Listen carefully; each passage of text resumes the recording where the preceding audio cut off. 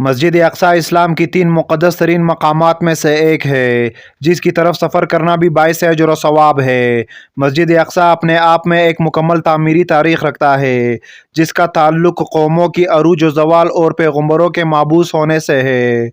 مسجد اقصیٰ ہم مسلمانوں کے لیے قبلہ اول کی حیثیت رکھتا ہے، جس کی طرف رخ کر کے نبی اکرم صلی اللہ علیہ وآلہ وسلم اور آپ کے اصحاب نے تقریباً 150 سالوں تک نماز ادا کی اور یوں لوگوں کو یہ پیغام دیا کہ اسلام کوئی نیا دین نہیں، بلکہ یہ دین ابراہیم ہی کی ایک شکل ہے، جو حضرت موسیٰ و عیسیٰ علیہ السلام کی تعلیمات کو پھر سے زندہ کرنے اور اصل توریت و انجیل کے پیغام پر عمل پیرا ہے۔ واقعہ معراج اس بات کی دلیل تھی کہ القدس سے اسلام کا کتنا گہرا تعلق ہے۔ نیز نبی صلی اللہ علیہ وآلہ وسلم کا تمام انبیاء کرام کی امامت کروانا ایک غیر معمولی واقعہ تھا۔ غرض یہ کہ یروشلم اسلام و عیسائیت اور یہودیت تینوں مذاہب کے نزدیک مقدس ترین مقام ہے۔ یہ علاقہ پیغمبروں کا مسکن رہا ہے، جہاں بے شمار نبی مبعوث کیے گئے۔ قرآن مجید میں اللہ تعالیٰ نے سرزمین قدس کے متعلق سورہ اعراف میں فرمایا، اور ہم نے اس قوم کو کہ جس کو کمزور بنایا گیا تھا اس سرزمین کے مشرق و مغرب کا وارث بنایا کہ جس سرزمین میں ہم نے برکت رکھی ہے۔ اس طرح سورہ اسراء میں فرمایا، پاک ہے وہ ذات جو لے گی اپنے بندے کو ایک رات میں مسجد حرم سے مسجد اقصیٰ تک، کہ جس کے ارد گرد ہم نے برکت رکھ دی ہے۔ ان آیات میں جس بابرکت سرزمین کا ذکر ہے وہ بیت المقدس اور اس کے گردنواں کے علاقے ہے۔ حدیث مبارکہ میں حضور اکرم صلی اللہ علیہ وآلہ وسلم نے مسجد اقصیٰ کی فضیلت بیان کیا، لہٰذا حضرت ابو ذر غفاری سے روایت ہے کہ انہوں نے نبی صلی اللہ علیہ وآلہ وسلم سے پوچھا، اے اللہ کے رسول، اس روئے زمین پر سب سے پہلے کون سی مسجد تعمیر کی گئی؟ آپ صلی اللہ علیہ وآلہ وسلم نے فرمایا، مسجد حرم۔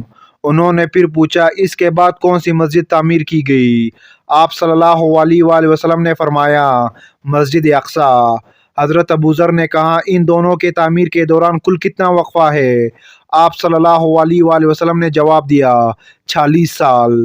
علماء و مفسرین کی ایک جماعت کے نزدیک مسجد اقصیٰ کو سب سے پہلے خود حضرت آدم علیہ السلام نے تعمیر کی تھی، اور بعد میں حضرت ابراہیم علیہ السلام نے اسے دوبارہ تعمیر کروائی۔ روایتوں کے مطابق اللہ نے حضرت جبرائیل علیہ السلام کو خصوصی طور سے حضرت آدم علیہ السلام کے طرف بھیجا اور حکم دیا کہ مسجد حرم اور مسجد اقصیٰ کی تعمیر کرے۔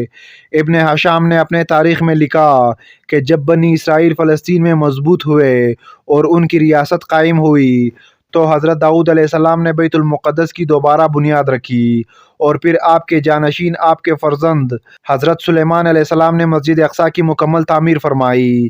غرض یہ کہ احادیث اور تاریخی روایتوں سے یہ پتہ چلتا ہے کہ بیت المقدس کو کئی مرحلوں اور ادوار میں بار بار تعمیر کی گئی، نیز اس کی تجدید کئی پیغمبروں نے کیا۔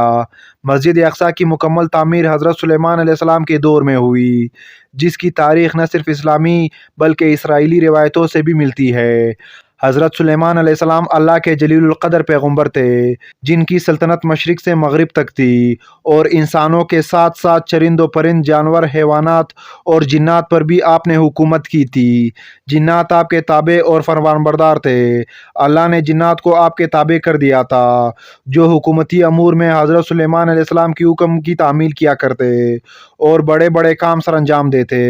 لہٰذا مسجد اقصیٰ کی تعمیری کام میں حضرت سلیمان علیہ السلام نے جناتوں کو بھی لگایا تھا۔ اس مسجد کی تعمیر آپ کے بادشاہ بننے کے بعد ہی شروع ہوئی اور تقریباً 40 سالوں میں مسجد کی تعمیر مکمل کی گئی۔ تعمیری مقام پر حضرت سلیمان علیہ السلام نے شیشے کا ایک حجرہ بنایا تھا، جس کے اندر آپ عبادت کیا کرتے تھے۔ آپ اپنے عصا کے سہارے کھڑے رہتے اور اللہ کے عبادت میں مشغول رہا کرتے تھے۔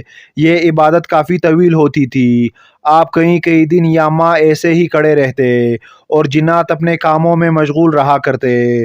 جب سلیمان علیہ السلام کو یہ علم ہوا کہ جلد ہی آپ کی وفات ہونے والی ہے تو آپ نے اللہ سے دعا کی کہ ایسا معجزہ صادر ہو جائے کہ ان جنوں کو آپ کی وفات کا علم ہی نہ ہو اور وہ اسی طرح اپنی کاموں میں مصروف رہ کر مسجد کی تعمیر مکمل کر دے۔ لہٰذا اسی حجرے کے اندر جب آپ عبادت میں مصروف تھے تو آپ کی روح قبض کر لی گئی، لیکن اس عصا کے سہارے آپ علیہ السلام کی جسم مبارک ویسے ہی کھڑی رہی اور جنات یہ سمجھتے رہے کہ آپ عبادت میں مشغول ہے۔ دراصل پیغمبروں کی جسم مبارک کبھی سڑتی نہیں، نہ ہی زمین کی مٹی انہیں کھا سکتی ہے۔ اس روئے زمین پر جتنے بھی نبی بھیجے گئے آج بھی ان کے جسم قبروں میں صحیح و سالم موجود ہے اور غیبی طور سے انہیں رزق ملتا رہتا ہے۔ لہٰذا حضرت سلیمان علیہ السلام کے وفات کے کئی سالوں بعد تک اسی مقام پر عصا کے سہارے کھڑے رہے۔ آخر کار جب اس عصا کو دیمک کھانے لگی اور وہ لاٹھی کمزور ہو گئی تو آپ کی مبارک جسم زمین کی طرف جھکنے لگی، اور تب جناتوں کو یہ علم ہوا کہ حضرت سلیمان علیہ السلام کی وفات ہو چکی ہے۔ اس واقعے کو اللہ نے سورہ سبا میں یوں بیان فرمایا: پھر جب ہم نے ان پر موت کا حکم بھیجا تو جنوں کو ان کی موت کا علم نہ ہوا مگر زمین کی دیمک ان کی عصا کھاتی رہی، اور جب سلیمان زمین پر آئے تو جنوں پر وہ حقیقت کھل گئی۔ اگر وہ غیب جانتے تو اس خاری کے عذاب میں نہ ہوتے۔